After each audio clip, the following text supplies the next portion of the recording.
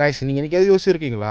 எப்படி ஒரு கட்சிக்கிட்ட இவ்வளோ காசு இருக்கு? அதுவும் எலக்ஷன் டைம்ல. இந்தியால ஒரு செக்ஷன் இருக்கு. ஏடிஜிஜிசின்ட்டு. இந்த செக்ஷன் மூலமா பார்த்தீங்கன்னா, உங்க வருமானத்த நீங்க ஒரு அரசியல் கட்சிக்கு வந்து டொனேஷனா குடுக்கலாமா. அண்ட் இதனால பார்த்தீங்கன்னா, உங்களுக்கு 100% டாக்ஸ் ரிலிஃப்டும் கிடைக்கும். அண்ட் இது எப்படி நடக்குதுன்னு சொல்லிட்டு பார்க்கலாம் வாங்க. இப்போ நீங்க ஒரு 30 லட்சம் சம்பாதிக்கிறீங்கன்னா, அதுல 5 லட்சம் டாக்ஸ் கட்டுற மாதிரி இருக்கும். பட் உங்களுக்கு வந்து இந்த 5 lakhs வந்து டாக்ஸ் கட்ட இஷ்டம் இல்ல. பட் அதுக்கு பதிலா நான் ஏதாவது இன்வெஸ்ட்மென்ட் பண்ணலாம்னு நீங்க நினைச்சீங்கன்னா, நீங்க தமிழ்நாட்டுல இருக்க எல்லா கட்சிக்கும் போய் 5 lakhs கொடுத்து டொனேட் பண்ணிடலாம். இப்போ நீங்க சம்பாதிச்ச 30 லட்சத்துல இருந்து நீங்க 5 lakhs கொடுத்து 20 lakhs கிட்ட டொனேஷன்லேயே போயிருக்கும். இப்போ நீங்க டொனேஷன்லாம் மைனஸ் பண்ணிட்டு உங்க கையில் எவ்வளோ இருக்குன்னு பார்த்தீங்கன்னா வெறும் 10 lakhs தான் இருக்கும். ஸோ இப்போ நீங்க இந்த 10 lakhsக்கு ஏற்ற மாதிரி ஒரு சின்ன அமௌண்ட்டாக டாக்ஸ் கட்டினாலே போதும். ஸோ நீங்க இப்படி பார்த்தீங்கன்னா நீங்க டாக்ஸும் சேவ் பண்ணிட்டீங்க. அதே டைம்ல பார்த்தீங்கன்னா தமிழ்நாட்டில் இருக்க எல்லா கட்சியுமே உங்களுக்கு ஃப்ரெண்டும் ஆயிட்டாங்க. ஸோ இப்போ நீங்க டொனேட் பண்ண கட்சியில் யாராவது ஒரு கட்சி ஜெயிச்சாலே போதும். ஸோ அந்த கட்சிகிட்ட போய் நான் ஆல்ரெடி உங்களுக்கு நிறைய டொனேட் பண்ணியிருக்கேன், எனக்கு ஒரே ஒரு கவர்மெண்ட் டெண்டர் மட்டும் பிடிச்சி கொடுங்க சொல்லி அவங்ககிட்ட வாங்கி நீங்க பெரிய அளவும் ஆயிடலாம். 2019 2024 வரைக்கும் இந்த ஸ்கீம் மூலமா எல்லா அரசியல் கட்சியும் சேர்த்து 12,000 கோடி ரூபாய் வரைக்கும் டொனேஷன் வாங்கியிருக்காங்களாம். நான் சொல்ற இந்த 12,000 கோடியுமே லீகலா கணக்கில் வந்தது மட்டும்தான். இந்தியாவில் இருக்க எல்லா பெரிய கம்பெனிஸும் இந்த ஸ்கீம் மூலமாக தான் பணத்தை டொனேட் பண்ணிட்டு இருக்காங்க.